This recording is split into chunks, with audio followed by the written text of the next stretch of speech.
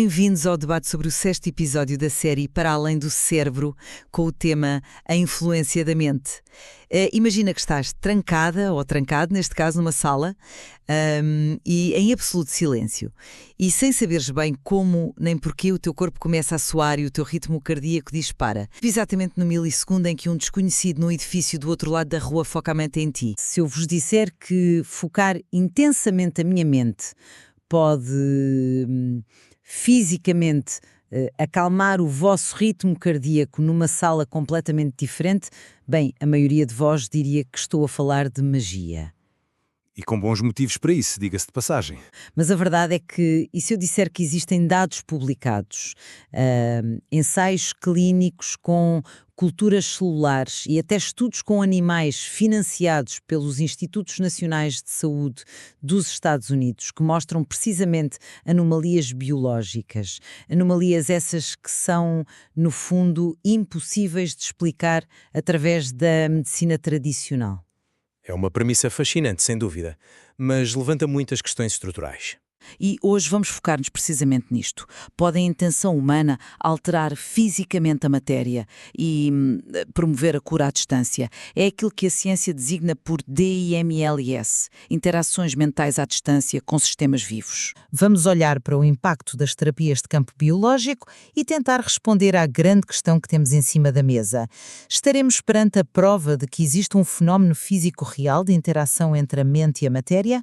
Ou, por outro lado, será que tudo isto não passa de ruído estatístico e do altamente complexo efeito placebo? É o cerne da questão, não é? E para enquadrar a nossa discussão de hoje, eu abordo a questão de uma maneira diferente da tua. Pois, já sei que vais puxar pela ciência convencional. Tu és o cético de serviços, não é? Alguém tem de ser. Para mim, os efeitos estatísticos residuais nas meta-análises e a falha de ensaios clínicos diretos demonstram que não estamos perante energia não local ou consciência avançada. Estamos perante anomalias metodológicas e um enorme efeito de expectativa. Acredito que, quando analisamos esta literatura com o devido rigor, percebemos que os efeitos reportados são diminutos, são extremamente variáveis. Na minha perspectiva, a ciência convencional explica estas anomalias muito melhor. A imensa complexidade metodológica dos ensaios clínicos, as variáveis ambientais subtis e as respostas de expectativa justificam, na perfeição, o que estamos a ver. Não precisamos de invocar ideias de uma consciência não local ou de reescrever as leis da física. Certo, percebo, mas para que fique claro desde o início, do meu lado do debate, eu defendo precisamente o oposto. Estou convencida de que a evidência empírica cruzada que temos hoje indica uma capacidade genuína, quantificável e não local de a intenção consciente afetar a fisiologia. Empírica cruzada? Sim, cruzada. E sublinha esta parte, desde a monitorização do sistema nervoso autónomo até modelos de inflamação em ratos. Há aqui um mecanismo que a ciência tradicional ainda não conseguiu mapear, mas os dados estão lá. E para começarmos a desbravar este território, não podemos falar de anedotas ou de histórias de curas milagrosas que passam de boca em boca. Nisso estamos de acordo. Temos de olhar para a base empírica dura. Exatamente. E é por isso que quero destacar logo o trabalho do William Broad na Fundação Mind Science. Estamos a falar de 10 anos de investigação contínua, 14 estudos formais. E o que torna isto interessante, sabes, é o como eles mediram as coisas. Estás a referir-te à monitorização autonómica, suponho. Precisamente. Eles colocam um indivíduo isolado numa sala, esse é o receptor, ligam-lhe sensores aos dedos para medir a condutância da pele, que quer dizer, é essencialmente a variação microscópica de suor que ocorre quando o nosso sistema de luta ou fuga é ativado. Certo, é um reflexo puramente autonómico. E medem também o ritmo cardíaco e a pressão arterial. Portanto, é fisiologia pura. Tu não consegues decidir conscientemente suar menos da ponta do dedo indicador. Não controlas isso. Pois, é verdade, ninguém controla a condutância da pele à vontade. Ora bem, e depois, numa sala completamente separada e isolada do receptor, um emissor olha para um monitor. O computador dita períodos aleatórios de 30 segundos de foco e, nesses períodos, o emissor tenta acalmar ou excitar a fisiologia do receptor. Isto tudo é intercalado com períodos de descanso. E o receptor não sabe de nada, correto? Nada mesmo. O receptor não faz ideia da sequência, não consegue antecipar nada e a questão é que, estatisticamente, os resultados globais destas dezenas de sessões mostram um efeito altamente significativo. Quando o emissor se foca em acalmar, a condutância da pele do receptor cai. Quando tenta ativar, ela sobe. E é aqui que eu coloco a primeira grande questão. Vamos lá ver. Não estamos a falar de um esoterismo marginal. Físicos ilustres como o Max Planck e o John Wheeler defendiam que habitamos um universo participativo, onde o ato de observação interage com a matéria a um nível quântico. Por que é que é tão difícil aceitar que a mente possa ter um peso físico no mundo? Mas não me deixes convencer por isso.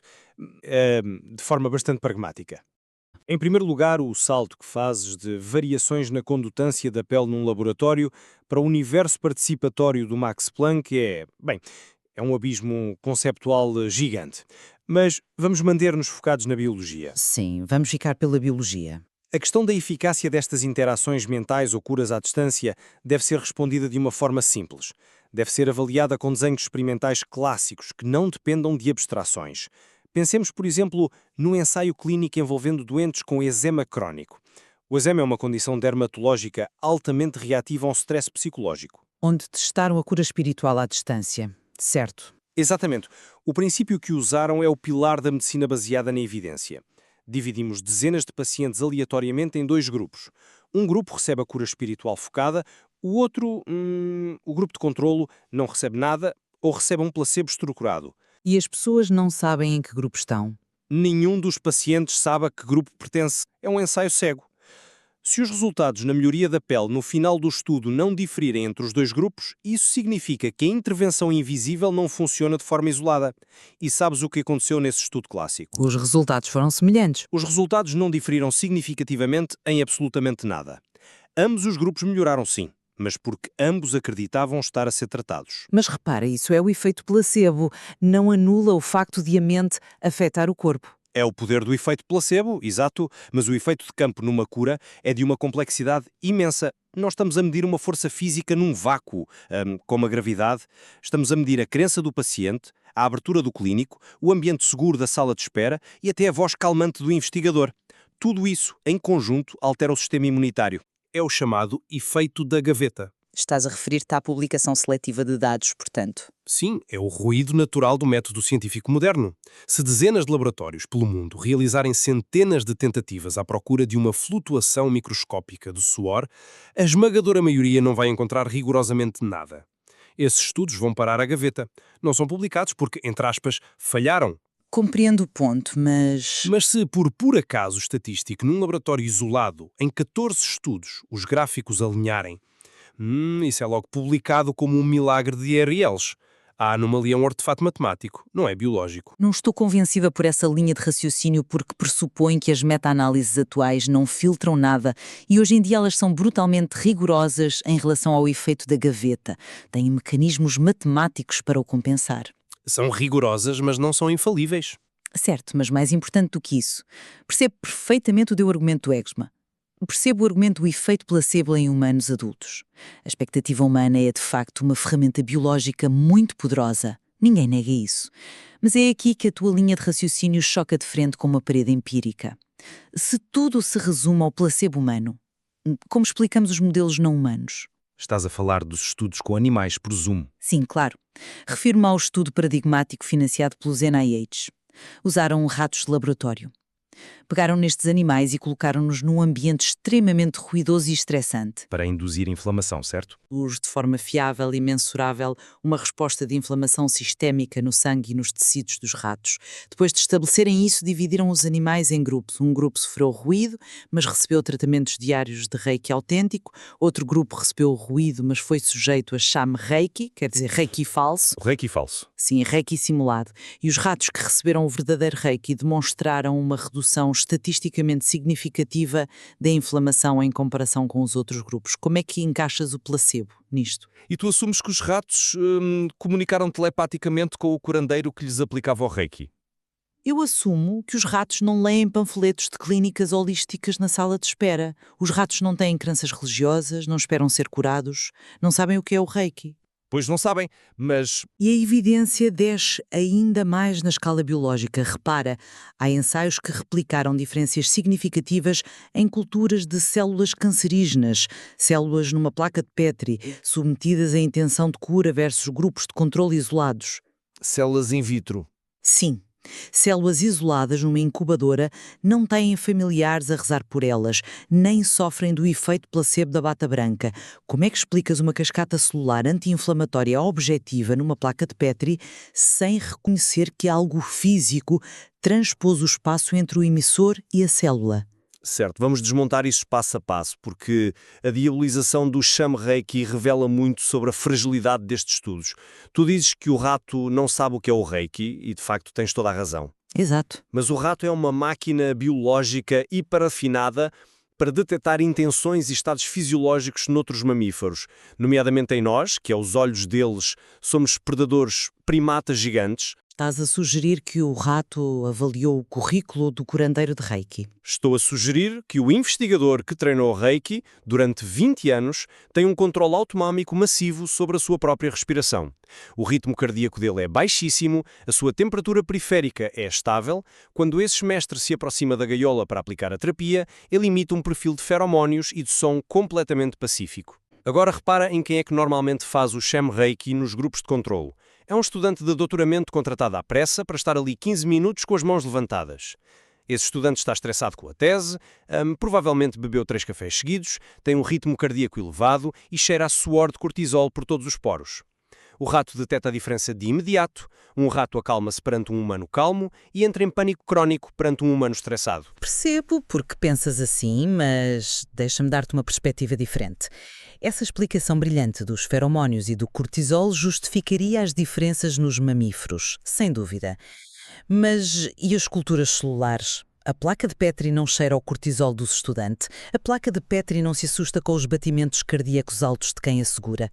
As culturas celulares introduzem o que chamamos de artefactos de manuseamento térmico e mecânico. Não é preciso medo, basta física básica. Como assim? Física básica? Mas os controlos são desenhados para evitar isso. As próprias meta-análises admitem isto. Repara, a qualidade dos estudos base não é consistentemente elevada em toda a linha. Assumir que uma redução de inflamação se deve a uma misteriosa transmissão não local de consciência, em vez de uma diferença de 0,2 graus de temperatura ou do efeito calmante de um humano experiente na sala, é abandonar completamente a navalha de Occam. A explicação mais simples, a fisiologia clássica, justifica o efeito perfeitamente. É por isso mesmo que precisamos de afastar a variável do toque humano direto e do calor. E isso leva-nos aos desenhos experimentais mais recentes e mais brilhantes da área. Estudos puramente humanos e à distância, com dupla monitorização. Dupla monitorização? Sim, e é aqui que os teus contra-argumentos sobre o calor ou os feromónios perdem qualquer tração. Quero falar do paradigma da experiência de meditação com a vela.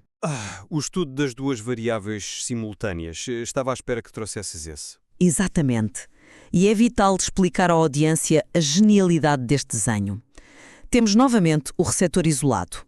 A sua tarefa é apenas olhar para uma vela acesa e manter o foco visual nela. Ponto final. Ao mesmo tempo, ele está ligado àquela máquina de condutância da pele, a mesma do estudo do William Broad, a registar microflutuações do sistema nervoso a cada milissegundo. Mas, e aqui está a grande novidade metodológica, ele tem um botão verde na mão. A instrução dada é simples. Sempre que a tua mente divagar, sempre que te distraíres da vela, carregas no botão. Portanto, tem uma medição do sistema nervoso inconsciente a correr e uma medição do comportamento consciente com o botão. Correto. Duas vias completamente diferentes do nosso cérebro a serem monitorizadas. Entretanto, noutra sala isolada, o emissor olha para um ecrã. O computador gera períodos aleatórios e toca uma taça tibetana. Quando o ecrã diz ajudar, o emissor envia uma intenção vigorosa de suporte para que o receptor mantenha o foco. E nos períodos de controle? Ou o ecrã diz ler. Nesses casos, o emissor tem de desviar ativamente a sua atenção, lendo um texto difícil no ecrã para se distrair. E o incrível é que, quando se cruzam os dados dos dois lados, descobre-se que durante os períodos precisos em que o emissor estava a ajudar, o receptor não só teve picos de estabilidade na condutância da pele, como carregou muito menos no botão de distração. Pois, os dados mostraram um alinhamento. Não discutes números? Mostraram muito mais do que um mero alinhamento, convenhamos. Isto é como investigar um cofre assaltado e encontrar não uma, mas duas impressões digitais independentes. Uma deixada pelo suor orgânico da mão e outra deixada voluntariamente numa mensagem escrita. Uma biológica e outra consciente. É uma metáfora forte, mas... Mas pensa nisto, quando o botão não é pressionado e apela à calma, no exato milissegundo em que o computador do outro lado do edifício ordena a intenção de ajuda, bem, as probabilidades disto ser ruído estatístico ou falha térmica são astronomicamente baixas. Como é que explicas esse pico simultâneo de ambas as variáveis sem reconhecer que existe uma força de ligação entre eles? O desenho é engenhoso, sem dúvida nenhuma. Tentar cruzar a biologia autónoma com a introspeção psicológica através de um botão foi um passo metodológico forte. Mas não consigo aceitar que essa sincronia milimétrica comprove qualquer tipo de ação fantasmagórica à distância. É um argumento convincente, mas já consideraste como as regras do jogo são alteradas nestes estudos antes sequer de se analisar o primeiro paciente? Como assim? O computador dita a aleatoriedade e os tempos? As regras são cegas? Sim. Em primeiro lugar, os investigadores tiveram de abandonar o termo original influência direta e adotaram interação mental à distância. Sabes porquê? Para refletirem a bidirecionalidade dos sistemas biológicos, claro. Porque perceberam que assumir uma influência direcional e causal já era um enviesamento de confirmação gigante. Eles mudaram o nome para justificar que às vezes o efeito acontece ao contrário da intenção. Isso não é rigor semântico. Isso é apenas a realidade da complexidade do sistema. Não, isso é o equivalente a ajustar o alvo depois de se disparar a seta. Mas o mais crítico disto tudo, a verdadeira falha metodológica desse estudo da vela, é observar com atenção quem é que estava sentado naquelas cadeiras. Estavam receptores e emissores focados. O material base nota especificamente que estes estudos exigem a pré-seleção de meditadores treinados, monges ou indivíduos considerados na gíria como tendo dons ou sobredotados. Ora, a justificação metodológica deles é que a pessoa comum tem a mente demasiado ruidosa para produzir o sinal. E isso parece-te ilógico do ponto de vista fisiológico? Parece-me estatisticamente manipulador.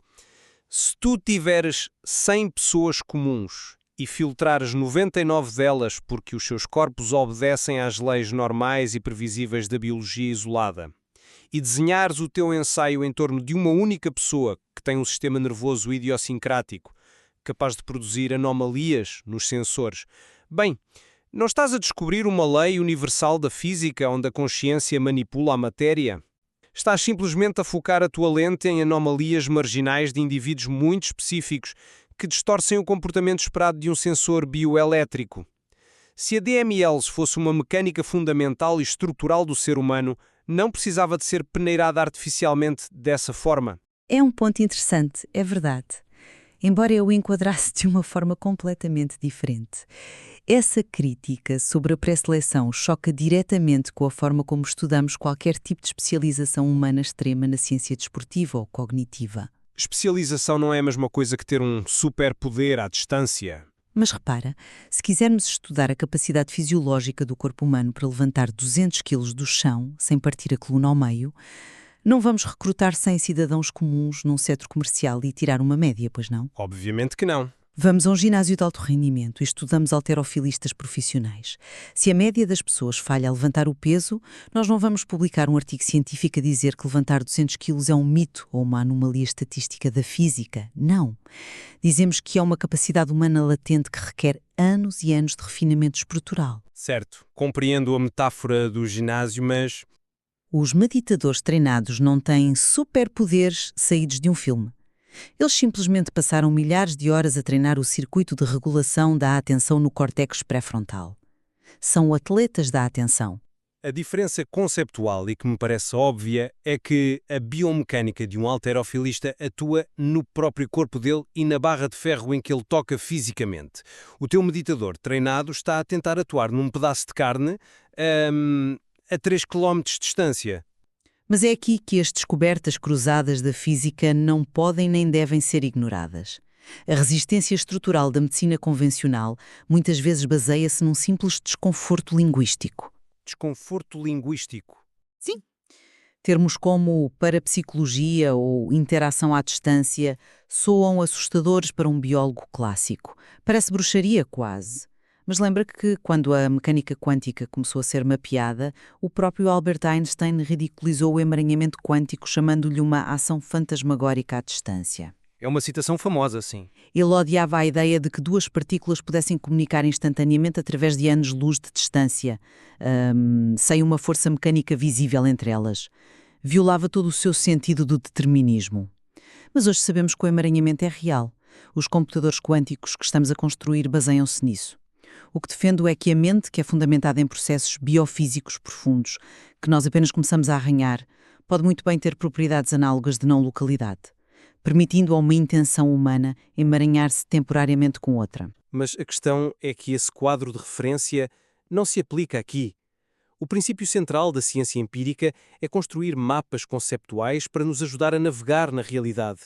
Mas, como dizia o filósofo Alfred Korzybski, o mapa não é o território. Certo, conheço o princípio. A mecânica quântica é um mapa incrível e matematicamente provado, claro, mas foi desenhado exclusivamente para prever o comportamento de partículas subatômicas. É um mapa desenhado em condições rigorosas, de vácuo, a temperaturas próximas do zero absoluto, num laboratório de física. A biologia humana é um sistema macroscópico massivo. É composto por trilhões de células que são úmidas, quentes, caóticas e extremamente barulhentas. Forçar conceitos como o emaranhamento quântico para justificar sentimentos intuitivos de reza ou cura à distância é de colocar o mapa do metro de Londres em cima da cidade de Lisboa e esperar não se perder nas ruas. Então, se rejeitas um modelo quântico de não localidade, como é que explicas a acumulação destes dados marginais, década após década, em diferentes laboratórios por todo o mundo? Explico com a própria complexidade espantosa da vida que ainda desconhecemos. A biologia e a psicologia humana têm ferramentas profundamente misteriosas de autorregulação que nós ainda estamos a catalogar. Pensa na psicoimunologia, na capacidade brutal de reduzir ativamente processos inflamatórios apenas alterando os nossos padrões respiratórios. Concordo com a psicoimunologia, mas isso não explica a distância. Mas explica os resultados práticos. Pensa no impacto avassalador que um cuidador atento tem na percepção da dor de um paciente acamado. É aí que reside a verdadeira magia clínica. É um mecanismo local, neurofisiológico e é muito mais complexo e rico do que o emaranhado subatômico. Não precisamos de invocar a mecânica quântica quando a simples biologia da expectativa e do stress ainda tem tanto por desvendar e mapear. Bom, chegamos então ao momento inevitável deste nosso debate de recuar um passo. Precisamos de sintetizar onde nos encontramos neste autêntico emaranhado de dados e perspectivas divergentes. E quando analiso o peso global de décadas de investigação, desde a fundação do William Broad até às métricas puras, a minha convicção mantém-se firme. Mantens a tua posição original? Mantenho. A acumulação persistente de dados anómalos não pode simplesmente ser varrida para baixo do tapete como se fossem apenas erros de temperatura. Nós vimos variações na condutância da pele perfeitamente sincronizadas com a intenção cega à distância. Vimos as respostas inflamatórias mediadas em ratos sujeitos a rigorosos controlos. E até interações mensuráveis de tecidos em meio de cultura celular, que desafiam explicações fáceis como o efeito placebo ou a emissão de feromónios locais. E a conclusão que retiras é a de um novo paradigma. Exatamente. Esta convergência empírica diz-me que a mente humana tem de facto uma capacidade física genuína, quantificável e imensurável, de interagir com sistemas não locais de uma forma que a biologia tradicional ainda recusa. A biologia tradicional, presa às suas leis mecanicistas do século XX, ainda não consegue conceber isto, mas terá mais cedo ou mais tarde de integrar estas anomalias no modelo novo. E do meu lado, o compromisso absoluto com o rigor dita uma conclusão bastante mais cautelosa. Concordo que as anomalias estatísticas existem, não as nego, elas estão nos gráficos. E concordo também que elas justificam plenamente que a investigação metodológica continue o seu curso. Não defendo de todo que se feche o inquérito ou se ostracizem estes investigadores em praça pública. No entanto, perante os dados empíricos que discutimos hoje, a hipótese mais racional, aplicando a famosa navalha de Occam, continua a apontar noutra direção completamente diferente. A enorme dificuldade em replicar estes efeitos de forma consistente entre laboratórios, a necessidade de hiperselecionar indivíduos como se fossem atletas da mente e, claro, as imensas complexidades de temperatura, manuseamento de animais e ruído estatístico. Tudo isso para ti anula o efeito real? Explica o fenómeno muito melhor do que a física quântica de bolso. A prova dos 9 continua a ser o ensaio clínico clássico rigoroso, como o estudo do eczema que debati. Quando apertamos todas as variáveis de controle ambiental e de crença, a suposta força invisível quase sempre se desvanece no ar, revelando o imenso poder do simples, mas ainda assim extraordinário, efeito de expectativa biológica. Sabes tão bem como eu que esta tensão teórica, quer dizer, dificilmente se resolverá numa única conversa de 20 minutos, mas creio que conseguimos extrair um ponto de concordância prático fundamental a partir de tudo isto. E a literatura reflete isso de forma clara e inegável, especialmente nos ensaios clínicos aplicados em meio hospitalar. Nisso acho que vamos estar em absoluta sintonia. Pois vamos. Independentemente da mecânica em causa, seja ela uma interação quântica não local, como eu defendo, ou o simples impacto neurofisiológico local da atenção humana que tu assumes. As terapias de campo biológico ajudam, efetivamente, na redução drástica da dor, na mitigação da ansiedade e na promoção de estados profundos de relaxamento, especialmente em populações clínicas severamente debilitadas que não encontram resposta no outro lado. Absolutamente. Nisso não temos qualquer dissensão hoje. A interação humana sustentada, com foco atencional e intencionalidade real de cuidado, afeta de facto os corpos, produz resultados documentáveis e alivia o sofrimento real e tangível dos doentes nas enfermarias. Descobrir os caminhos fisiológicos disto, perceber como essa redução de stress reprograma o sistema nervoso autónomo a ponto de facilitar a cicatrização celular, bem, isso merece total financiamento e um espaço sério no nosso sistema de saúde moderno. O que, no fundo, valida o exercício contínuo de questionar as próprias ferramentas conceptuais com que medimos a vida humana. Há sempre mais território inexplorado quando se tenta mapear a biologia do potencial humano e os limiares da nossa atenção sustentada ao longo do tempo. Concordo plenamente. E como referimos antes na nossa analogia dos mapas, seria de uma enorme arrogância científica assumir que o mapa que temos hoje à nossa frente desenha de forma definitiva a totalidade de todas as fronteiras da mente. É exatamente essa humildade empírica que devemos reter. Lembra-se do que falámos indiretamente quando pensamos numa intervenção puramente mecânica, como quando fazemos um raio-x a um braço partido, apenas à espera de ver uma fratura binária a preto e branco. A grande questão que ficou hoje connosco é que a arquitetura subtil da fisiologia humana e o poder da intenção mental não se deixam capturar por soluções assim tão simples e redutoras. Exigem uma lente mais sofisticada. Sem dúvida, talvez a máquina científica não esteja avariada perante as interações mente-matéria, mas antes a pedir-nos para aprender a ler uma fotografia com um espectro de cores que nós até aqui ainda não tínhamos percebido que existia. E assim fechamos a nossa exploração de hoje. O mapa da realidade continua a ser desenhado e a beleza da ciência é precisamente essa revisão constante. Fica o desafio a quem nos ouve para explorar a literatura e tirar as suas conclusões. Obrigada por acompanharem o nosso debate e continuem a questionar connosco. Não se esqueçam de seguir o canal, isso é mesmo importante para nós. Até breve.